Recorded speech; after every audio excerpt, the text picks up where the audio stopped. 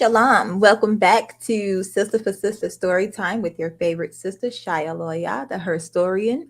We are currently still reading the book, The Secret Teachings of All Ages. The current chapter is The Tabernacle in the Wilderness. If you would like to purchase the book for yourself, the link is in the description box. Don't forget to like, share, and subscribe. The Tabernacle in the Wilderness. There is no doubt that much of the material recorded in the first 5 books of the Old Testament is derived from the initiatory rituals of the Egyptian mysteries. The priests of Isis were deeply versed in occult lore, and the Israelites during their captivity in Egypt learned from them many things concerning the significance of divinity and the manner of worshiping it. The authorship of the first 5 books of the Old Testament is generally attributed to Moses, but whether or not he was the actual writer of them is a matter of controversy. There is considerable evidence to substantiate these hypotheses that the Pentateuch was compiled at a much later date from oral traditions. Concerning the authorship of these books, Thomas Inman makes a rather startling statement. It is true that we have books which purport to be the books of Moses, so there are or have been books purporting to be written by Homer, Orpheus, Enoch, Mormon, and Junius. Yet the existence of the writings and the belief that they were written by those whose name they bear are no real evidences of the men or the genuineness of the works called by their names. It is true also that Moses is spoken of occasionally in the time of the early kings of Jerusalem, but it is clear that these passages are written by a late hand and have been introduced into the places where they are found, with the definite intention of making it appear that the lawgiver was known to David and Solomon. While this noted scholar undoubtedly had much evidence to support his belief, it seems that this statement is somewhat too sweeping in character.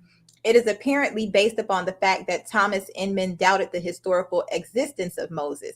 This doubt was based upon the etymological resemblance of the word Moses to an ancient name for the sun. As the result of these deductions, Inman sought to prove that the lawgiver of Israel was merely another form of the omnipresent solar myth.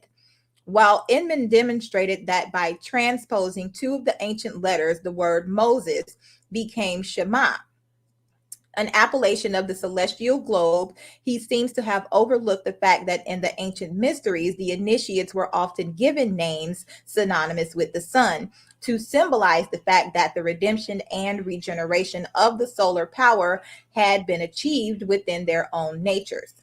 It is far more probable that the man whom we know as Moses was an accredited representative of the secret schools, laboring as many other emissaries have labored to instruct primitive races in the mysteries of their immortal souls.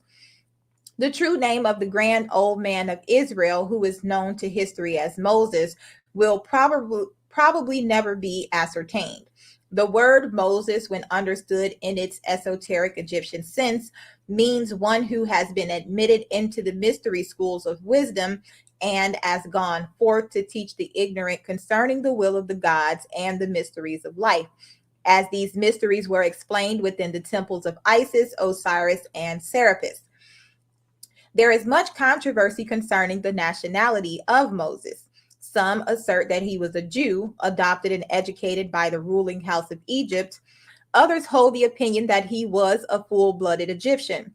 A few even believe him to be identical with the immortal Hermes, for both these illustrious founders of religious systems received tablets from heaven, supposedly written by the finger of God. The stories told concerning Moses, his discovery in the Ark of Bulrushes by Pharaoh's daughter, his adoption into the royal family of Egypt, and his later revolts against Egyptian autocracy coincide exactly with certain ceremonies through which the candidates of the Egyptian mysteries passed in their ritualistic wanderings in search of truth and understanding.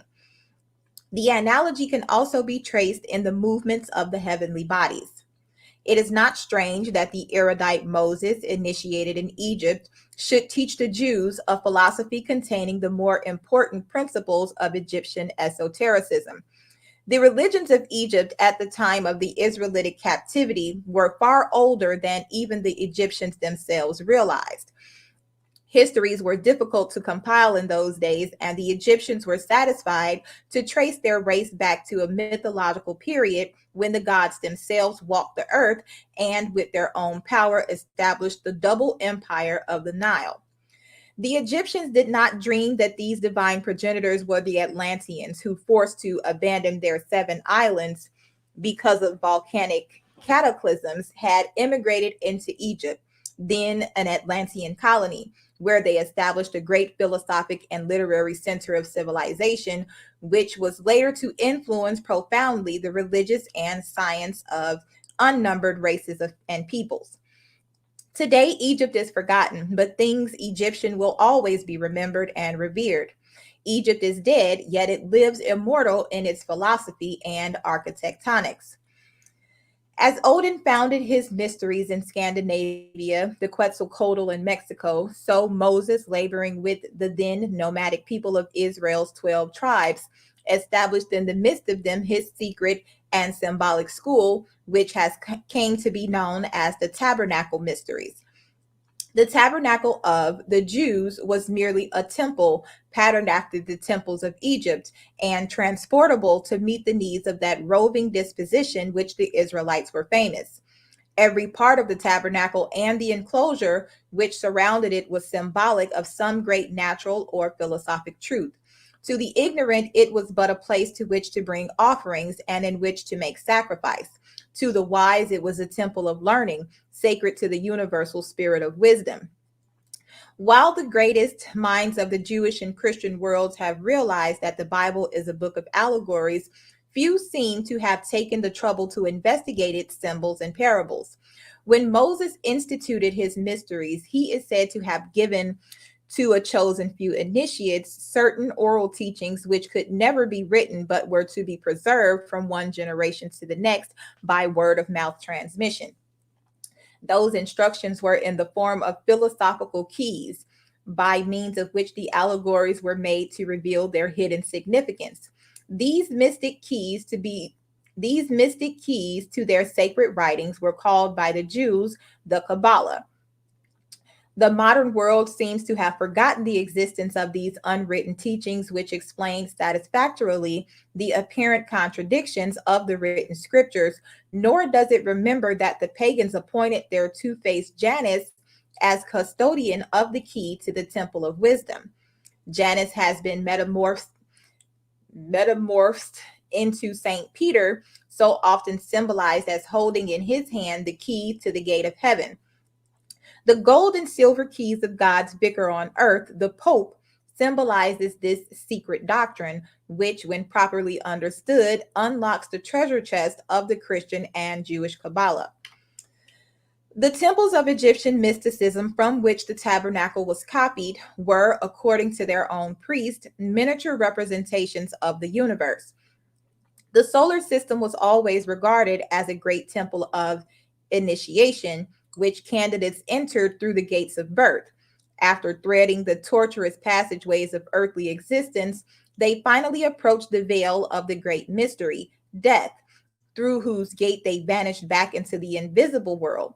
Socrates subtly reminded his disciples that death was, in reality, the great initiation, for his last words were, Crito, I owe a cock to Asclepius. Will you remember to pay the debt?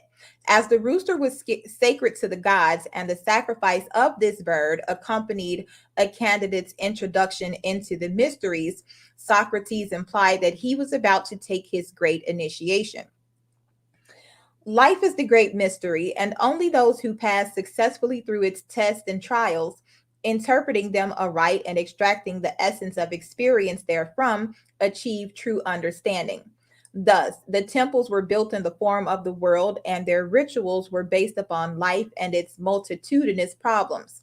Not only was the tabernacle itself patterned according to Egyptian mysticism, its utensils were also of ancient and accepted form. The Ark of the Covenant itself was an adaptation of the Egyptian Ark, even to the kneeling figures upon its lid. Bas reliefs on the Temple of Philae show Egyptian priests carrying their ark, which closely resembled the Ark of the Jews, up on their shoulders by means of staves like those described in Exodus. The Ancient of Days, from Mount Falcon's Antiquities. It is in this form that Jehovah is generally pictured by the Kabbalists. The drawing is intended to represent the demiurges of the Greeks and Gnostics, called by the Greeks Zeus, the immortal mortal, and by the Hebrews Yod-He-Vod-He. The following description of the tabernacle and its priest is based upon the account of its construction and ceremonies recorded by Josephus in the third book of his Antiquities of the Jews. The Bible references are from a Breach's Bible, famous for its rendering of the 7th verse of the 3rd chapter of Genesis, printed in London in 1599, and the quotations are reproduced in their original spelling and punctuation. The building of the tabernacle. Moses, speaking for Jehovah, the God of Israel, appointed 2 architects to superintend the building of the tabernacle. They were Bezalel, the son of Uri, of the tribe of Judah, and Aholiab, the son of Ahisamach, of the tribe of Dan. Their popularity was so great that they were also the unanimous choice of the people. When Jacob, upon his deathbed, blessed his sons, he assigned to each a symbol. The symbol of Judah was a lion, that of Dan a serpent or a bird, possibly an eagle. The lion and the eagle are 2 of the 4 beasts of the cherubim, the fixed signs of the zodiac. And the Rosicrucian alchemist maintained that the mysterious stone of the wise, the soul, was compounded with the aid of the blood of the red lion and the gluten of the white eagle. It seems probable that there is a hidden mystic relationship between fire, the red lion, water, the white eagle, as they were used in occult chemistry, and the representatives of these 2 tribes whose symbols were identical with these alchemical elements. As the tabernacle was the dwelling place of God among men, likewise the soul, body in man is the dwelling place of his divine nature, round which gathers a 12-fold material constitution, in the same manner that the tribes of Israel camped about the enclosure sacred to Jehovah.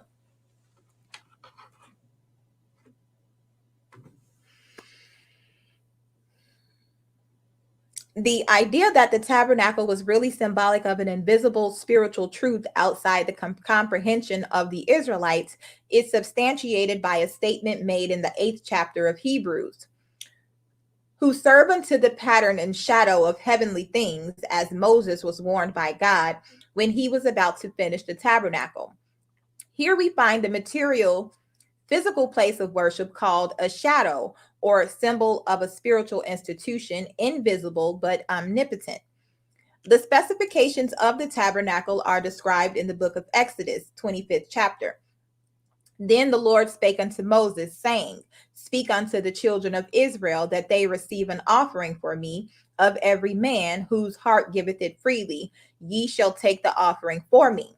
And this is the offering which ye shall take of them: gold and silver, and brass, and blue silk, and purple, and scarlet, and fine linen, and goat's hair, and ram skins colored red, and the skins of badgers, and the wood shittim, oil for the light, spices for anointing oil, and for the perfume of sweet savor, onyx stones, and stories to be set in the ephod and in the breastplate. Also, they shall make me a sanctuary that I may dwell among them. According to all that I show thee, even so shall ye make the form of the tabernacle and the fashion of all the instruments thereof. The court of the tabernacle was an enclosed area, 50 cubits wide and 100 cubits long, circumscribed by a wall of linen curtains hung from brazen pillars 5 cubits apart. The cubit is an ancient standard of measurement, its length being equal to the distance between the elbow and the extreme end of the index finger, approximately 18 inches. There were 20 of these pillars on each of the longer sides and 10 on the shorter. Each pillar had a base of brass and a capital of silver. The tabernacle was always laid out with the long sides facing north and south and the short sides facing east and west, with the entrance to the east, thus showing the influence of primitive sun worship. The outer court served the principal purpose of isolating the tent of the tabernacle proper, which stood in the midst of the enclosure. At the entrance to the courtyard, which was in the eastern face of the rectangle, stood the altar of burnt offerings, made of brass plates over wood and ornamented with the horns of bulls and rams.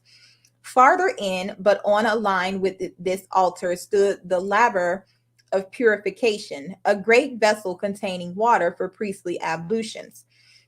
The laver was twofold in its construction, the upper part being a large bowl, probably covered, which served as a source of supply for a lower basin in which the priests bathed themselves before participating in the various ceremonials. It is supposed that this laver was encrusted with the metal mirrors of the women of the 12 tribes of Israel. The dimensions of the tabernacle proper were as follows. Its length when it was set up was 30 cubits, and its breadth was 10 cubits. The one of its walls was on the south, and the other was exposed to the north, and on the back part of it remained the west. It was necessary that its height should be equal to its breadth, 10 cubits. It is the custom of bibliologists to divide the interior of the tabernacle into two rooms. One room 10 cubits wide, 10 cubits high, and 20 cubits long, which was called the holy place and contained three special articles of furniture, namely the seven-branched candlestick, the table of the showbread, and the altar of burnt incense. The other room 10 cubits wide, 10 cubits high, and 10 cubits long, which was called the Holy of Holies, and contained but one article of furniture, the Ark of the Covenant. The two rooms were separated from each other by an ornamental veil upon which were embroidered many kinds of flowers, but no animal or human figures. Josephus hints that there was a third compartment which was formed by subdividing the holy place, at least hypothetically, into two chambers. The Jewish historian is not very explicit in his description of this third room, and the majority of writers seem to have entirely overlooked and neglected this point. Although Josephus emphatically states that Moses himself divided the inner tent into three sections. The veil separating the holy place from the Holy of Holies was hung across four pillars, which probably indicated in a subtle way the four elements, while at the entrance to the tent proper, the Jews placed seven pillars, referring to the seven senses and the seven vowels of the sacred name. That later only five pillars are mentioned may be accounted for by the fact that at the present time, man has only five developed senses and five active vowels. The early Jewish writer of the Baratha treats of the curtains as follows. There were provided 10 curtains of blue, of purple, and scarlet, and fine twined linen. As it said, moreover, thou shalt make the tabernacle with 10 curtains of fine twined linen, and blue, and purple, and scarlet. There were provided 11 curtains of goat's hair, and the length of every one of them was 30 cubits. Rabbi Judah said there were two covers, the lower one of ram skin dyed red, and the upper one of badger skins. Calmet is of the opinion that the Hebrew word translated badger really means dark purple, and therefore did not refer to any particular animal, but probably to a heavily woven, waterproof fabric of dark and inconspicuous color. During the time of Israel's wanderings through the wilderness, it is supposed that a pillar of fire hovered over the tabernacle at night, while a column of smoke traveled with it by day. This cloud was called by the Jews the Shekinah and was symbolic of the presence of the Lord. In one of the early Jewish books rejected at the time of the compiling of the Talmud, the following description of the Shekinah appears. Then a cloud covered the tent of the congregation, and the glory of the Lord filled the tabernacle. And that was one of the clouds of glory which served the Israelites in the wilderness 40 years. one on the right hand and one on the left, and one before them and one behind them, and one over them, and a cloud dwelling in their midst, and the cloud, the Shekinah, which was in the tent, and the pillar of cloud which moved before them, making low before them the high places, and making high before them the low places, and killing serpents and scorpions, and burning thorns and briars, and guiding them in the straight way. The furnishings of the tabernacle. There is no doubt that the tabernacle, its furnishings, and ceremonials, when considered esoterically, are analogous to the structure, organs, and functions of the human body. At the entrance to the outer court of the tabernacle stood the altar of burnt offerings, 5 cubits long and 5 cubits wide, but only 3 cubits in height. Its upper surface was a brazen grill upon which the sacrifice was placed, while beneath was a space for the fire. This altar signified that a candidate, when first entering the precincts of sanctuary, must offer upon the brazen altar not a poor, unoffending bull or ram, but its correspondence within his own nature. The bull, being symbolic of earthiness, represented his own gross constitution, which must be burned up by the fire of his divinity. The sacrificing of beasts, and in some cases human beings, upon the altars of the pagans was the result of their ignorance concerning the fundamental principle underlying sacrifice. They did not realize that their offerings must come from within their own natures in order to be acceptable. Farther westward, in line with the brazen altar, was the laver of purification already described. It signified to the priest that he should cleanse not only his body, but also his soul from all stains of impurity. For none who is not clean in the both body and mind can enter into the presence of divinity and live. Beyond the laver of purification was the entrance to the tabernacle proper, facing the east, so that the first rays of the rising sun might enter and light the chamber. Between the encrusted pillars could be seen the holy place, a mysterious chamber, its walls hung with magnificent drapes embroidered with the faces of cherubs. The breastplate of the high priest, from Calmet's Dictionary of the Bible. The order of the stones and the tribe over which each administered were, according to Calmet, as in the above diagram. These gems, according to the Rosicrucians, were symbolic of the 12 great qualities and virtues: illumination, love, wisdom, truth, justice, peace, equilibrium, humility, faith, strength, joy, and victory. Against the wall on the southern side of the holy place stood the great candlestick, or lampstand, of cast gold, which was believed to weigh about 100 pounds. From its central shaft branched out 6 arms, each ending in a cup-shaped depression in which stood an oil lamp. There were 7 lamps, 3 on the arms at each side and 1 on the central stem. The candlestick was ornamented with 72 almonds, knops, and flowers. Josephus says 70, but wherever this round number is used by the Hebrews, it really means 72. Opposite the candlestick, against the northern wall, was a table bearing 12 loaves of showbread in 2 stacks of 6 loaves each. Calmet is of the opinion that the bread was not stacked up, but spread out on the table in 2 rows, each containing 6 loaves. On this table also stood 2 lighted incensaries, which were placed upon the tops of the stacks of showbread, so that the smoke of the incense might be an acceptable aroma to the Lord, bearing with it in its ascent the soul of the showbread. In the center of the room, almost against the partition leading into the Holy of Holies, stood the altar of burnt incense, made of wood overlaid with golden plates. Its width and length were each a cubit, and its height was 2 cubits. This altar was symbolic of the human larynx, from which the words of man's mouth ascend as an acceptable offering unto the Lord. For the larynx occupies the position in the constitution of man between the holy place, which is the trunk of his body, and the Holy of Holies, which is the head with its contents. Into the Holy of Holies none might pass save the high priest, and he only at certain prescribed times. The room contained no furnishings save the Ark of the Covenant, which stood against the western wall opposite the entrance. In Exodus, the dimensions of the ark are given as 2.5 cubits for its length, 1.5 cubits its breadth, and 1.5 cubits its height. It was made of shittim wood, gold plated within and without, and contained the sacred tablets of the law delivered to Moses upon Sinai. The lid of the ark was in the form of a golden plate upon which knelt two mysterious creatures called cherubim, facing each other with wings arched overhead. It was upon this mercy seat between the wings of the celestials that the Lord of Israel descended when he desired to communicate with his high priest. The furnishings of the tabernacle were made conveniently portable. Each altar and implement of any size was supplied with staves, which could be put through rings. By this means, it could be picked up and carried by 4 or more bearers.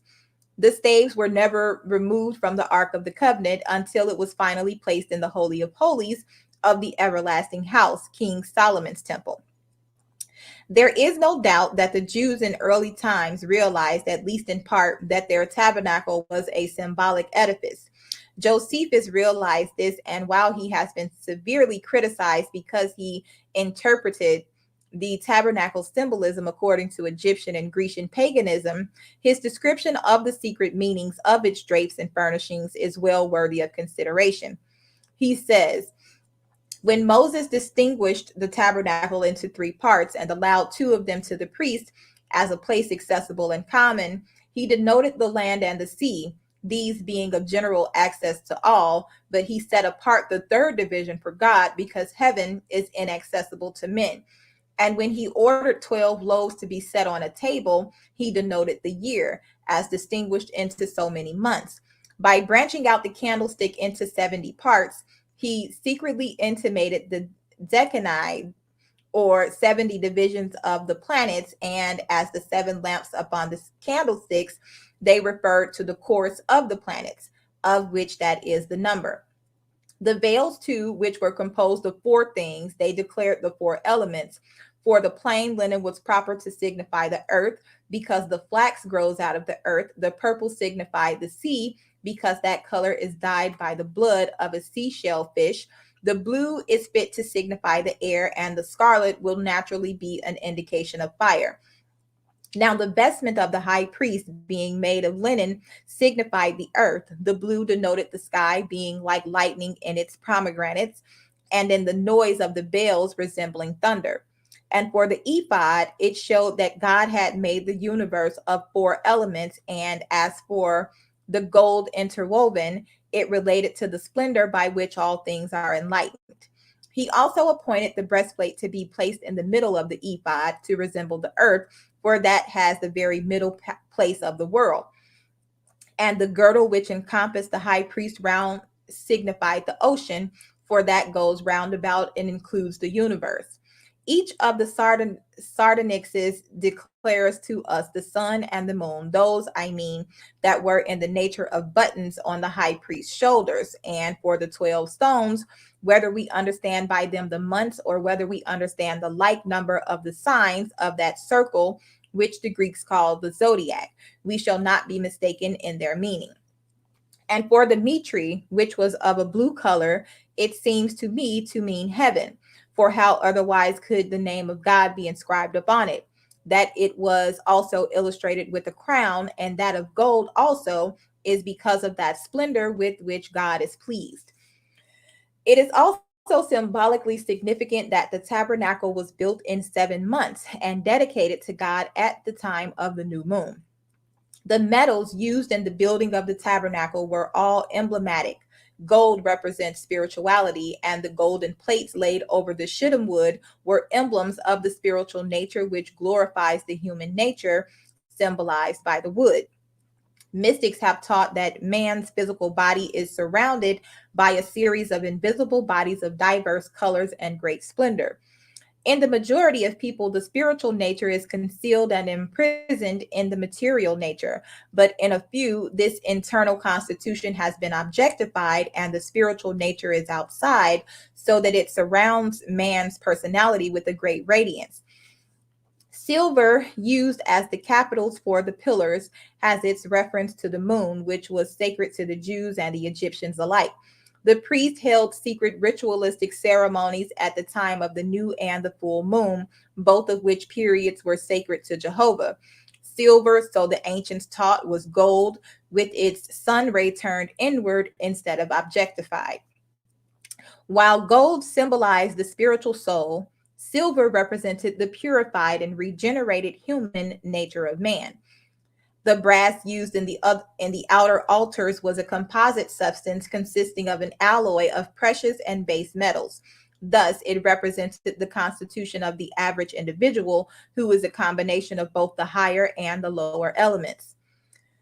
The three divisions of the tabernacle should have a special interest to Freemasons, for they represent the 3 degrees of the Blue Lodge, while the 3 orders of priests who serve the tabernacle are preserved to modern masonry as they entered apprentice, the fellow craftsman, and the master mason.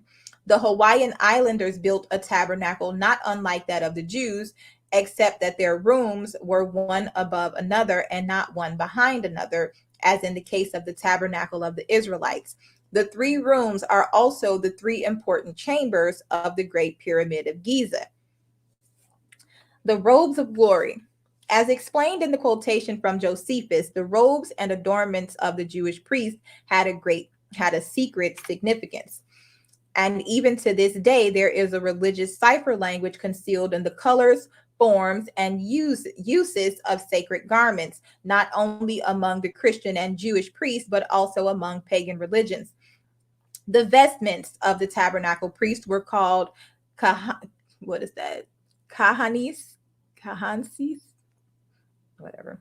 Those of the high priest were termed kahanses rabbe. What is that? Kane rabbe. I don't know. Over the machanes, an undergarment resembling short trousers, they wore the shaton, a finely woven linen robe which reached to the ground and had long sleeves tied to the arms of the wearer. A brightly embroidered sash twisted several times around the waist, a little higher than is customary, with one end pendant in front, and a closely fitting linen cap designated masnimthites completed the costume of the ordinary priest. The garments of glory. The robe of the high priest of Israel were often called the garments of glory, for they resembled the regenerated and spiritualized nature of man, symbolized by a vestment which all must weave from the threads of character and virtue before they can become high priest after the order of Melchizedek. The vestments of the high priest were the same as those of the lesser degrees, except that certain garments and adornments were added. Over the specially woven white linen robe, the high priest wore a seamless and sleeveless habit, sky blue in color and reaching nearly to his feet. This was called the meir and was ornamented with a fringe of alternated golden bells and pomegranates. In Ecclesiasticus, one of the books rejected from the modern Bible, these bells and their purpose are described in the following words. And he compassed him with pomegranates and with many golden bells round about, that as he went, there might be a sound and a noise that might be heard in the temple, for a memorial to the children of his people. The meir was also bound in with a variegated girdle, finely embroidered, and with gold wire inserted through the embroidery. The ephod, a short vestment described by Josephus as resembling a coat or jacket, was worn over the upper part of the meir. The threads of which the ephod was woven were of many colors, probably red, blue, purple, and white, like the curtains and coverings of the tabernacle. Fine gold wires were also woven into the fabric. The ephod was fastened at each shoulder with a large onyx in the form of a button, and the names of the 12 sons of Jacob were engraven upon these 2 stones, 6 on each. These onyx buttons were supposed to have oracular powers, and when the high priest asked certain questions, they emitted a celestial radiance. When the onyx on the right shoulder was illuminated, it signified that Jehovah answered the question of the high priest. in the affirmative, and when the one on the left gleamed, it indicated a negative answer to the query. In the middle of the front surface of the ephod was a space to accommodate the esin, or breastplate of righteousness and prophecy, which, as its name signifies, was also an oracle of great power. This pectoral was roughly square in shape and consisted of a frame of embroidery into which were set 12 stones, each held in a socket of gold. Because of the great weight of its stones, each of which was of considerable size and immense value, the breastplate was held in position by special golden chains and ribbons. The 12 stones of the breastplate, like the onyx stones at the shoulders of the ephod, had the mysterious power of lighting up the divine glory and so serving as oracles. Concerning the strange power of these flashing symbols of Israel's 12 tribes, Josephus writes, "Yet will I mention that is still more wonderful than this, for God declared beforehand by those 12 stones which the high priest bare upon his breast, and which were inserted into his breastplate, when they should be victorious in battle. For so great a splendor shone forth from them before the army began to march, that all the people were sensible of God's being present for their assistance. When it came to pass that those Greeks who had a veneration for our laws, because they could not possibly contradict this, called the breastplate the oracle." The writer then adds that the stones ceased to light up and gleam some 200 years before he wrote his history, because the Jews had broken the laws of Jehovah, and the God of Israel was no longer pleased with his chosen people. The Jews learned astronomy from the Egyptians, and it is not unlikely that the 12 jewels of the breastplate were symbolic of the 12 constellations of the zodiac. These 12 celestial hierarchies were looked upon as jewels adorning the breastplate of the universal man, the macroprosopis, who is referred to in the Zohar as the Ancient of Days.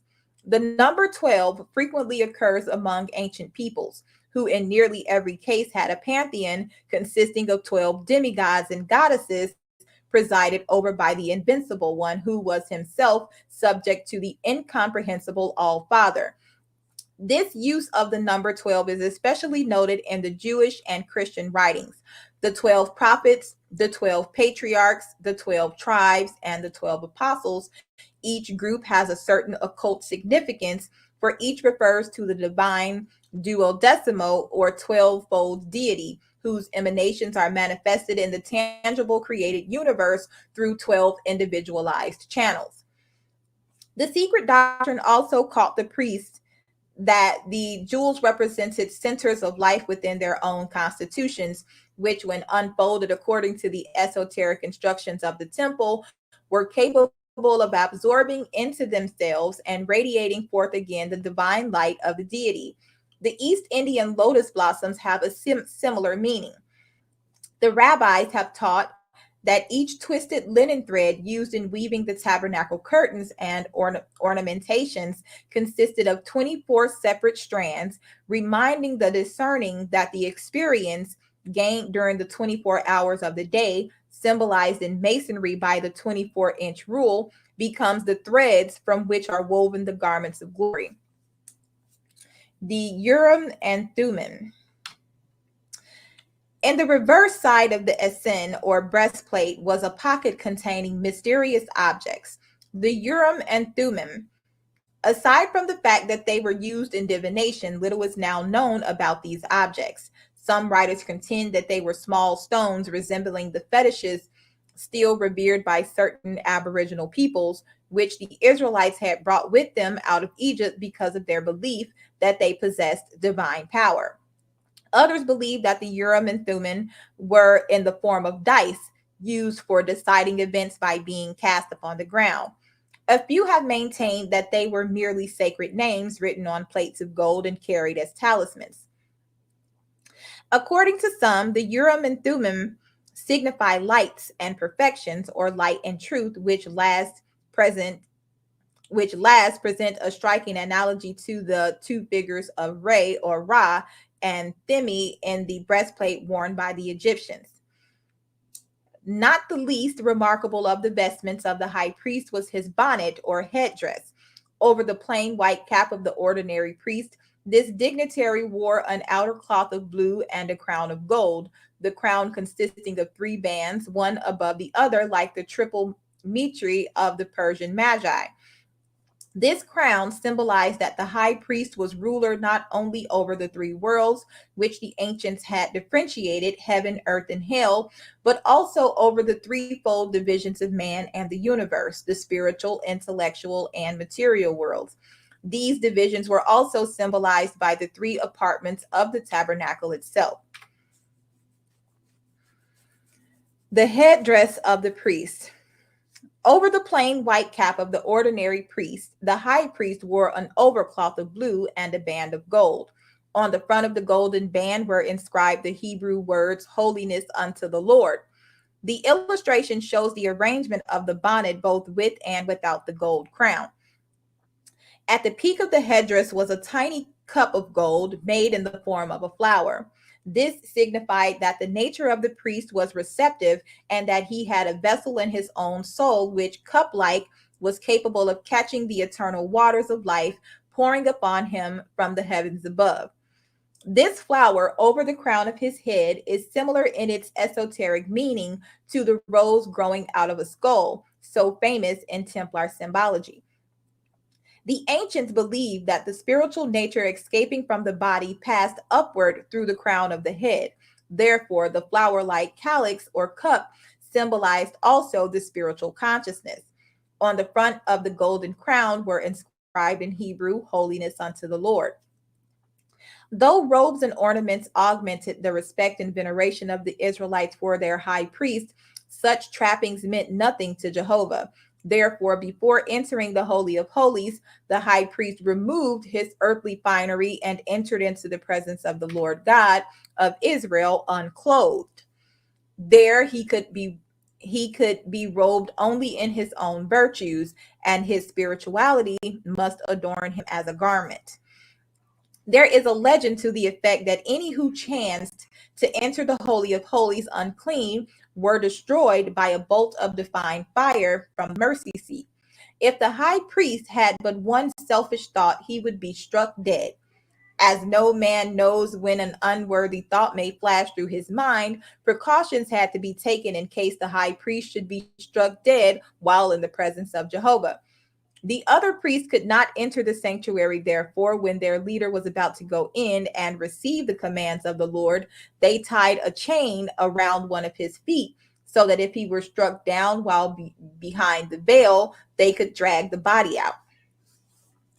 The ark with its cherubim, from Calmet's Dictionary of the Bible.